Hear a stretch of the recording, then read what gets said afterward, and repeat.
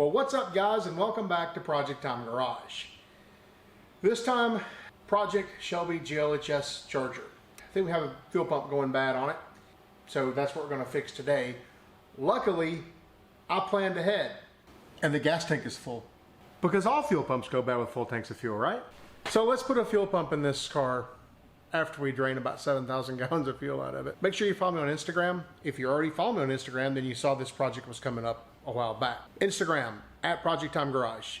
Make sure you follow me. Also, if you like this kind of content, check out my guys over at Automatic Garage. I'll link that down there too. Those guys are putting out some really good content. And I know if you like my channel, you'll love their channel too. Go check them out. You won't be disappointed. All right, let's let the entertainment begin.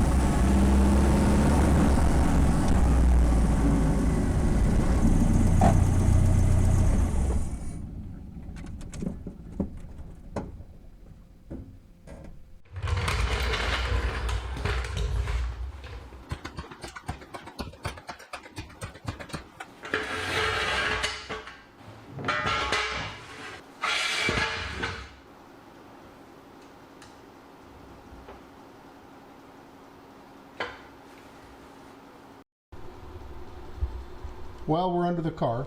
Here's the fuel filter here. This is the fuel sender. Now this is good and bad. It's good because it's really easy to get to it. We don't have to drop the tank. It's bad because, do you see that tank drain? Me either. So we'll just have to evacuate the whole thing. Probably what I'll do is pull this line here and just get it emptied into a jug. And that's how we'll do this. We're going to take our fuel shutoff valve and shut the fuel off.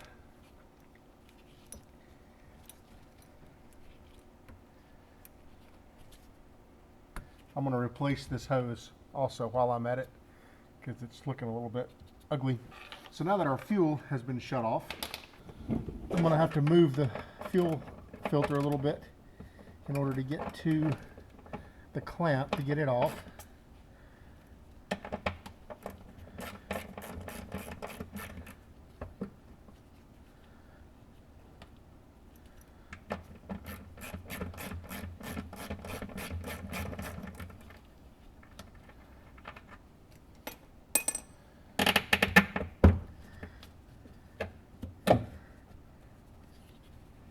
There we go. I have a feeling this was replaced at some point not long ago because it looks awfully new to me. And they put the clamp on in the weirdest place. I always think ahead on my clamps and try to position them down or up or wherever so I can get to them again if I ever have to. There's that. Now hopefully my fuel shutoff valve has done its job. But just in case it hasn't, I'm going to get my gas jug ready to go. Let's see what happens here.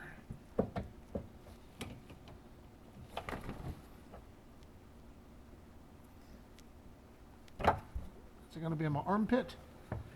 No, it's really not. All right, and we're draining.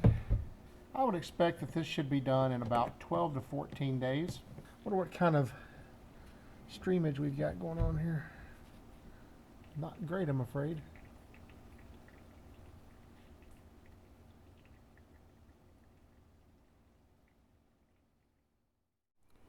All right, so the ASD connector. It's located here on the passenger side of the car. Underneath kind of the vacuum solenoids, you'll see it right here. It's the plug that doesn't have anything plugged into it. And what we're going to do here is this wire here is the blue and yellow.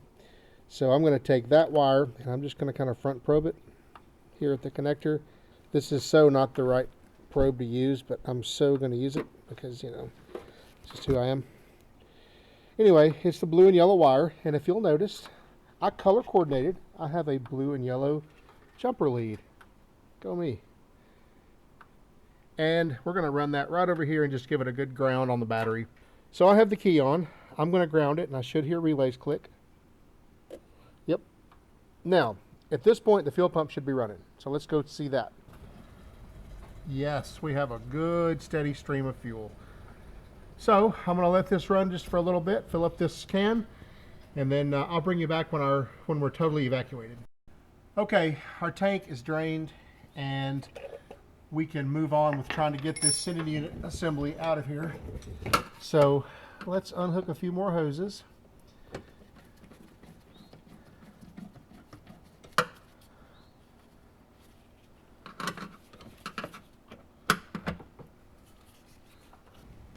This gas smells old, even though I just put a full tank of fresh gas in it.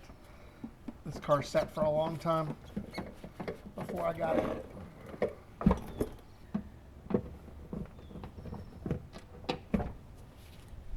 There we go. I also unbolted this brake cable here. I think this is the emergency brake cable. To get these things off, you really just drive them around, pretty much is it. So you can usually do it with a screwdriver.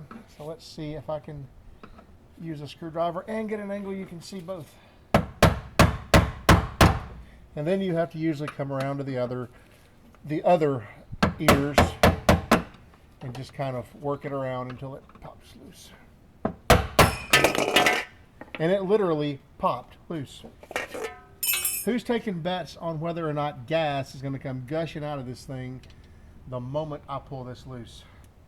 I know the tank's empty, but something tells me that it'll gush anyway. Reverse psychology at work. Put a big pan under it, won't leak a drop. But the moment you don't put a pan under there, it'll leak like crazy. Let's see here. What do we got? How much of this am I going to wear?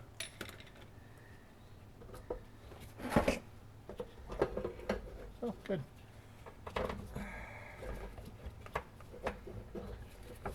Emergency brake cable is right in the way.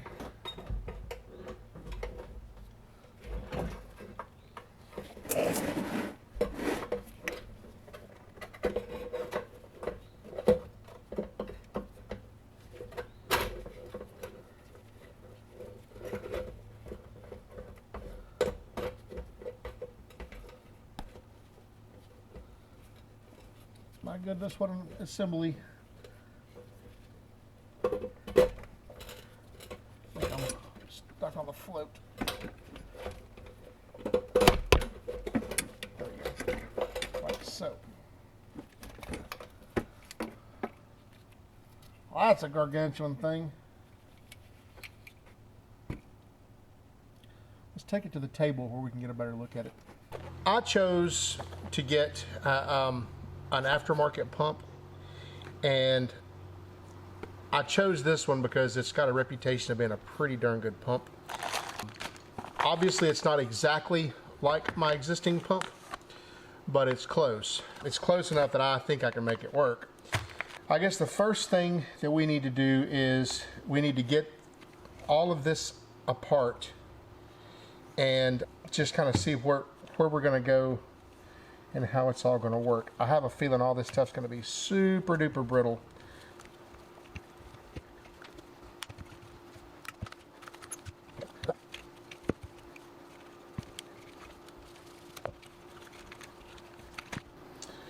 All right, so there we go. New pump versus old pump. It's a little bit bigger around, but I think we are good enough to make it work. I don't know. We'll see. First thing I'm going to try to worry about doing is getting it back down in this little this little holder. Also, this right here won't be needed anymore because it has a very different pickup on it. So once we get the pump in there, we can work it out so that that sock is oriented the right way. For right now, I'm just going to leave this off. I'm probably going to replace this piece of hose here in a second.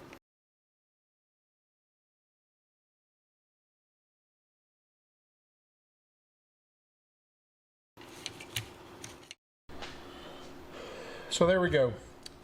That is the pump reassembled, and a lot has, oh my God, and a lot has happened since we started this.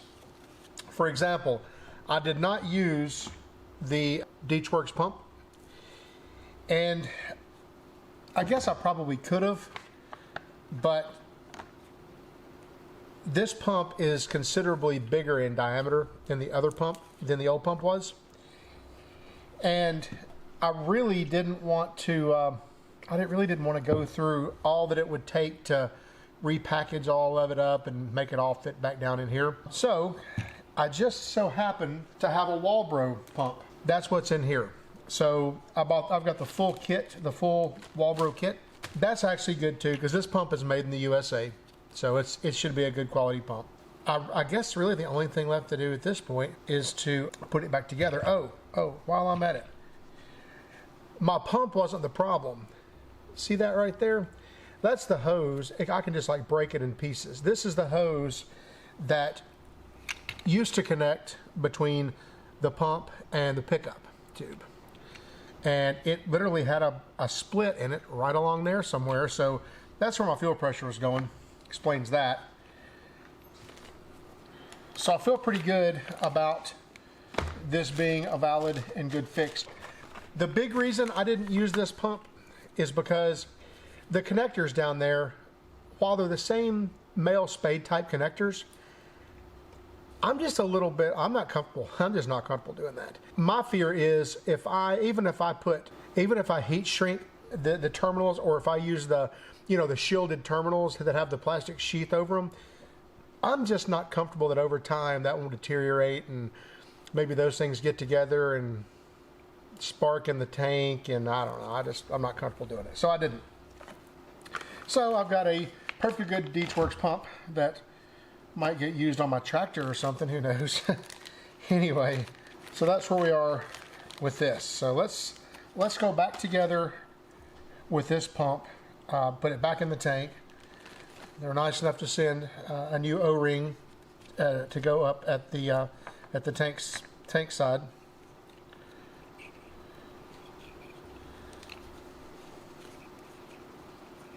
So we'll pull that off.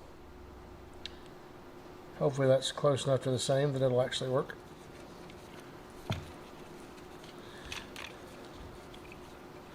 Anyway, this little project took way longer than it should have taken, because I was just so leery about that other pump, and this pump wasn't exactly the same size either. It was actually a little bit shorter, which made this thing here not be very tight, this retainer. So I'm just going to kind of clean up with a wire brush around this a bit, just to ensure that I get a good seal.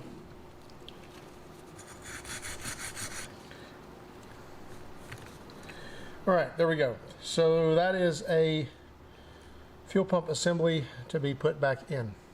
Last thing we'll do is go ahead and attach the sock to it. And that should be it. Back together we go. All right, let's see what happens when we start the car. Actually, I'm going to turn the key on and prime it first.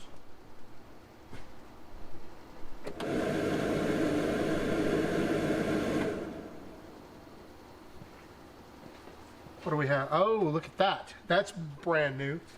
Wasn't doing that before. Let's start it and see what kind of fuel pressure it holds.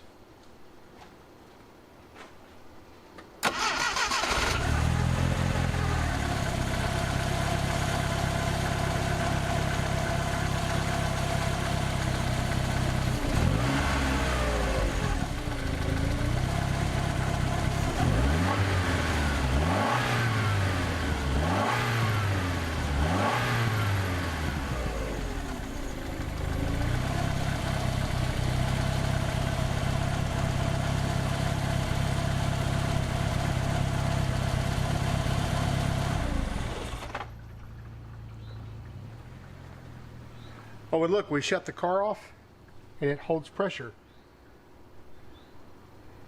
Well, that fixed it. Cool. Okay, guys, project done. That's one more thing down on the GLHS. Of course, I'll add that to the playlist for this thing, which is getting quite extensive and will probably continue to get longer as time goes on. Still got a lot of stuff to do to the car. Now that it's summertime, we can work on some beautification. Appreciate you guys hanging out, watching the video. You know, as usual, like, share, subscribe, and leave me some comments down there. Make sure you tell all your friends about us. I'll see you next time. Oh, and Instagram. Follow me on Instagram at ProjectTimeGarage. Now I'll see you next time.